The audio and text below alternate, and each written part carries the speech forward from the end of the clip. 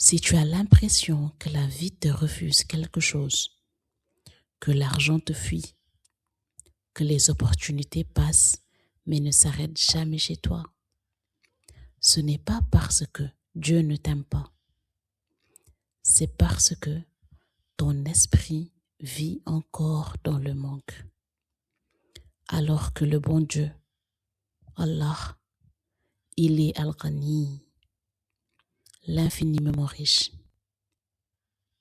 Et aujourd'hui, je vais te dire quelque chose de dur, ya Habibati, mais libérateur. Tant que tu penses comme une femme qui manque, tu ne peux pas recevoir comme une femme d'abondance. Assalamu alaikum wa rahmatullah. Dans cette vidéo orti, je vais t'expliquer comment penser en abondance, comment shifter ton mindset. Pas en récitant des affirmations vides, pas en faisant semblant d'y croire, mais en transformant la manière dont tu vois Allah, la vie, l'argent et la manière dont tu te vois toi-même.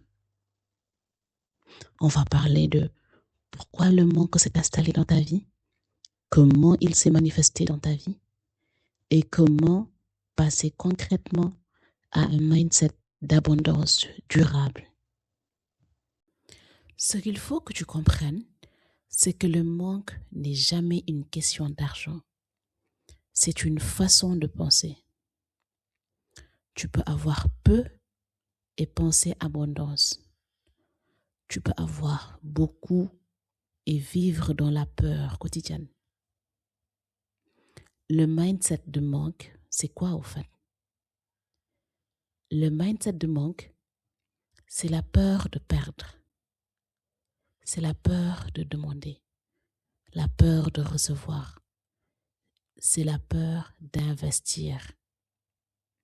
C'est la peur de manquer demain.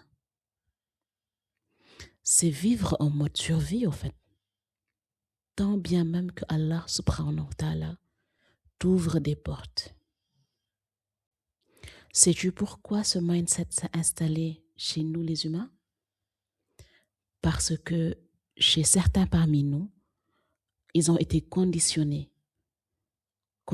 à croire que l'argent est rare, l'argent est difficile d'accès, conditionnés à croire que la réussite c'est pour les autres, c'est pour les enfants des riches, que demander c'est déranger, que recevoir c'est trop. Ils ont été conditionnés à croire que viser haut, c'est dangereux pour eux. Et à force de répéter ces idées sont devenues leur identité.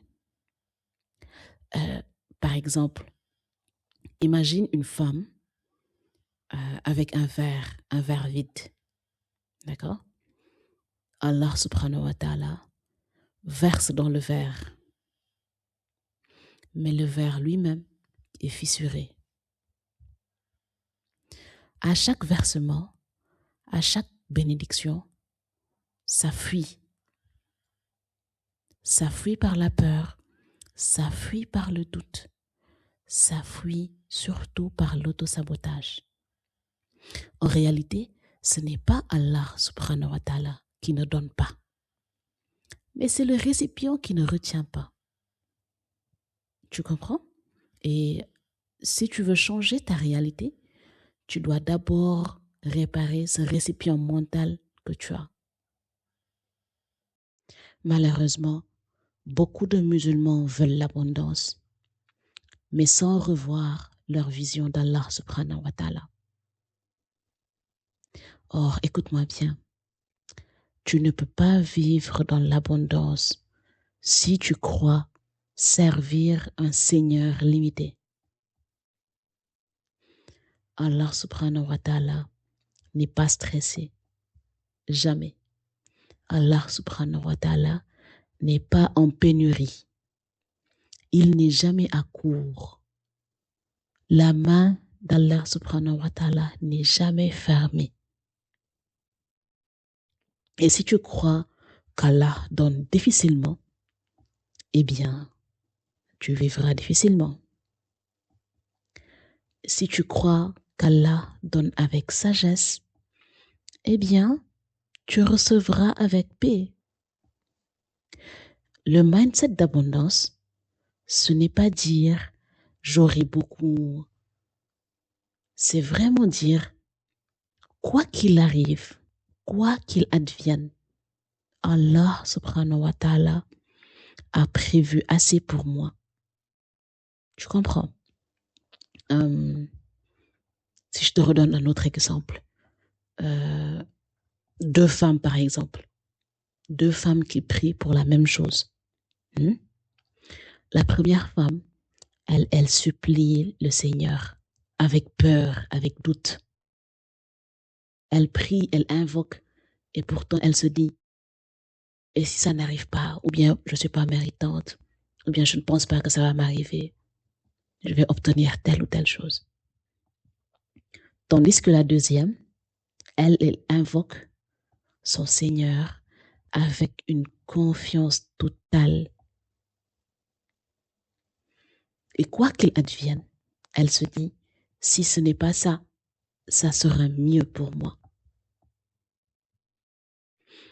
Dis-moi s'il te plaît, laquelle des deux va dormir paisiblement? Devine juste. Laquelle va attirer plus d'opportunités? L'abondance, au fait, elle commence quand tu fais confiance à la source, pas au résultat. Voici une vérité que peu de gens acceptent. Le manque persiste tant que tu refuses ta prochaine version. Tu dis vouloir plus, mais tu as peur de passer à l'action. Tu dis vouloir l'abondance, mais tu as peur du regard des autres. Tu dis vouloir réussir, mais tu veux rester confortable. Et c'est pas possible, Habibati. C'est pas possible de changer de vie comme ça. Tu dois accepter de développer une nouvelle version de toi, un nouveau système de pensée. Parce que tout simplement, ton cerveau aime le connu, même s'il est douloureux. Le manque, quand il est familier, l'abondance va demander une nouvelle identité. Une identité plus responsable, plus active, plus disciplinée et plus ferme. Et ça fait peur pour certains. Il suffit qu'une femme commence à gagner plus pour se sentir coupable, se minimiser ou bien donner tout ce qu'elle a gagné. Encore pire, s'auto-saboter. Pourquoi? Parce qu'elle n'a pas encore intégré le fait qu'elle mérite de recevoir.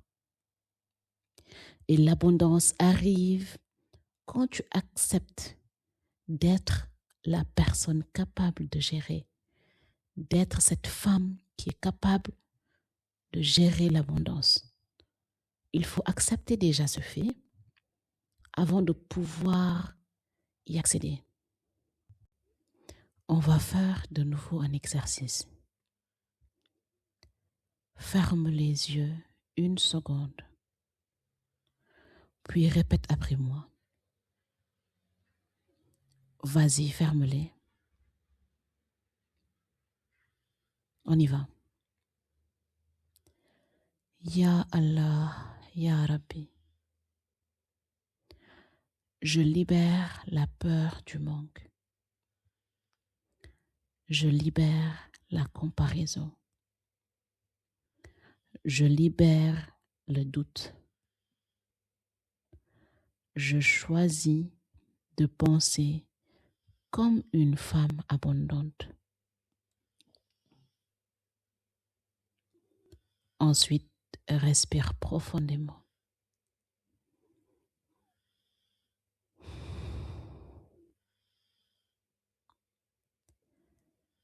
Le shift commence maintenant. Si cette vidéo t'a parlé, c'est que ton esprit est prêt pour plus que ce que tu as présentement. Abonne-toi à cette chaîne. Ici, on construit une génération de femmes musulmanes solides, alignées, confiantes et conscientes de leurs valeurs. Et rappelle-toi, tu n'as jamais manqué de potentiel. Tu avais juste besoin de changer de regard sur Allah subhanahu wa ta'ala et sur toi-même, comme je viens de te le montrer. Si personne ne te l'a dit aujourd'hui, sache que je t'aime, Finla, et je crois en tes capacités. Sache que tu es une femme forte, tu es aimée et tu es guidée. Tu peux devenir cette strong musulmane. On se retrouve dans la prochaine vidéo, Inch'Allah. Assalamu alaikum wa rahmatullah. يا أيها الذين آمنوا استعينوا بالصبر والصلاة